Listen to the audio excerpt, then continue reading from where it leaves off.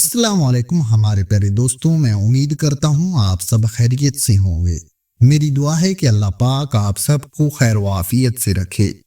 بہت پرانے زمانے کی بات ہے، مصر میں ایک بادشاہ حکومت کرتا تھا جس کا نام فرعون تھا۔ وہ بہت مغرور، ظالم اور بے رحم انسان تھا۔ اس نے لوگوں پر ظلم کرنا اپنا شوق بنا لیا تھا۔ اس نے لوگوں سے کہلوایا کہ میں ہی تمہارا خدا ہوں۔ لوگ ڈر کے مارے خاموش رہتے۔ اس کے حکم کے خلاف کوئی آواز نہیں اٹھا سکتا تھا۔ اس نے ایک قوم بنی اسرائیل کو اپنا غلام بنا رکھا تھا۔ ان لوگوں سے سخت مشقت کرواتا، ان کے بچوں کو قتل کرتا اور عورتوں کو غلام بنا کر رکھتا۔ ایک رات فرعون نے خواب میں دیکھا کہ بنی اسرائیل کے ایک گھر میں ایسا لڑکا پیدا ہوگا جو اس کی بادشاہ ختم کر دے گا۔ فرعون بہت گھبرا گیا۔ اس نے فوراً ایک سخت حکم جاری کیا، آج کے بعد بنی اسرائیل کے ہر پیدا ہونے والے بچے کو قتل کر دیا جائے گا۔ یہ سن کر ہر ماں کی آنکھوں میں خوف اور دل میں درد بھر گیا۔ ہر گھر میں سناٹا، ہر ماں کی کوکھ میں آنکھوں کے سامنے موت ناچنے لگی۔ انہی دنوں بنی اسرائیل کے ایک گھر میں ایک بچہ پیدا ہوا، بہت خوبصورت، معصوم اور دل کو چھو لینے والا۔ اس کی ماں کا دل کانپ گیا۔ وہ چاہتی تھی کہ بیٹے کو بچا لے۔ اسی وقت اللہ تعالیٰ نے اس ماں کے دل میں ایک خیال ڈالا، اس بچے کو ایک ٹوکری میں رکھو اور دریا میں چھوڑ دو، ہم اسے بچائیں گے اور تمہیں واپس لوٹائیں گے۔ ماں نے اپنے دل پر پتھر رکھ کر بیٹے کو دریا میں بہا دیا۔ یہ ٹوکری بہتی بہتی سیدھی فرعون کے محل کے قریب جا پہنچی۔ محل کی ملکہ، جس کا نام آسیہ تھا، باغ میں ٹہل رہی تھی۔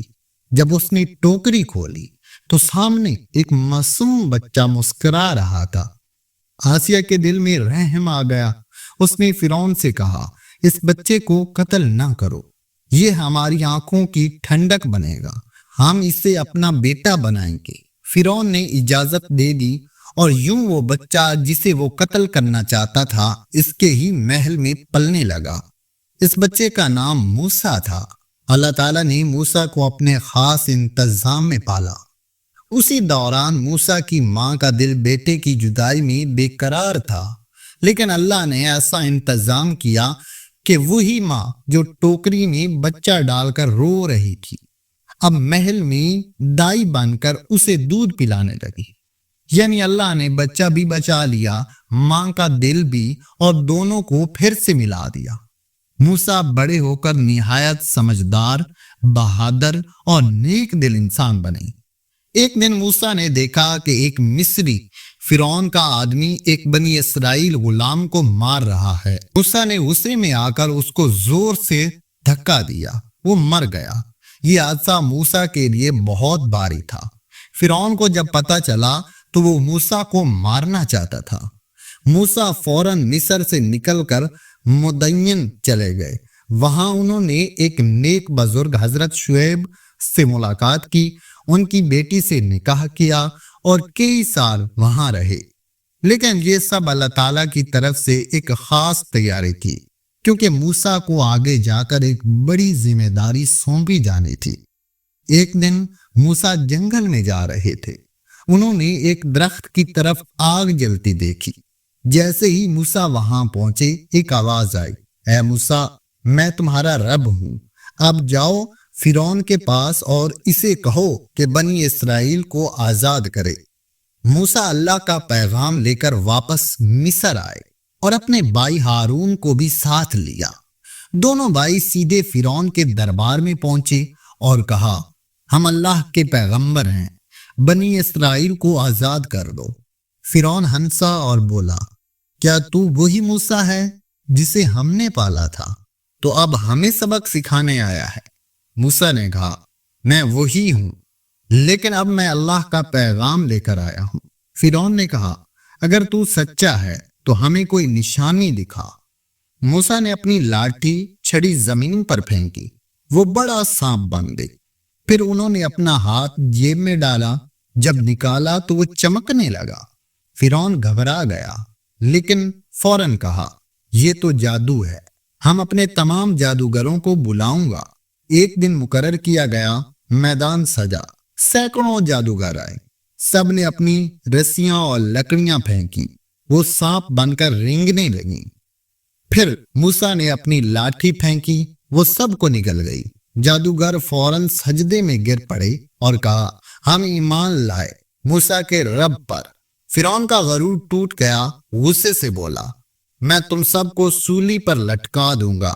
مگر جادوگروں نے کہا تو جو چاہے کر، ہم اپنے رب پر ایمان لا چکے ہیں۔ یہ دیکھ کر فرعون مزید ظلم کرنے لگا، لیکن اللہ تعالیٰ نے موسیٰ سے فرمایا رات کے وقت بنی اسرائیل کو لے کر مصر سے نکل جاؤ۔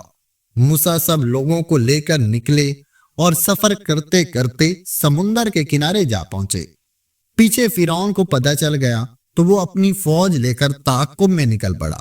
آگے سمندر، پیچھے فرعون، بنی اسرائیل ڈر گئے، بولے اب تو ہم پکڑے گئے۔ موسیٰ نے کہا نہیں، میرے ساتھ میرا رب ہے، وہ راستہ نکالے گا۔ اللہ نے حکم دیا اپنی لاٹھی سمندر پر مارو۔ موسیٰ نے لاٹھی ماری اور سمندر دو حصوں میں بٹ گیا، بیچ میں راستہ بن گیا۔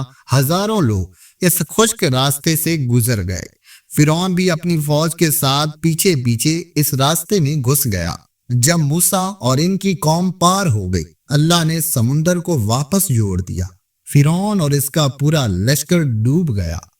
ڈوبتے وقت فرعون چیخا میں ایمان لایا موسیٰ کے رب پر، لیکن اللہ نے فرمایا اب جب سب کچھ ختم ہو چکا، اور پھر فرمایا ہم آج تمہاری لاش کو بچائیں گے تاکہ بعد والے عبرت حاصل کریں۔ آج بھی فرعون کی لاش مصر کے میوزیم میں رکھی ہے۔ قرآن کے وعدے کی سچی نشانی ہے۔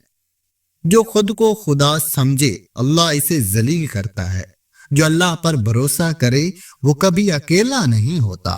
غرور ہمیشہ برباد ہوتا ہے، اللہ کا وعدہ ہمیشہ سچا ہوتا ہے۔ اگر آپ کو ہماری ویڈیو اچھی لگی ہے تو اس ویڈیو کو لائک کرنا مت بھولیے گا، اور ابھی تک اگر آپ نے ہمارے چینل کو سبسکرائب نہیں کیا تو سبسکرائب لازمی کیجیے گا۔ زندگی رہی تو نیکسٹ کی ویڈیو میں آپ سے ملاقات ہوگی۔ اللہ حافظ۔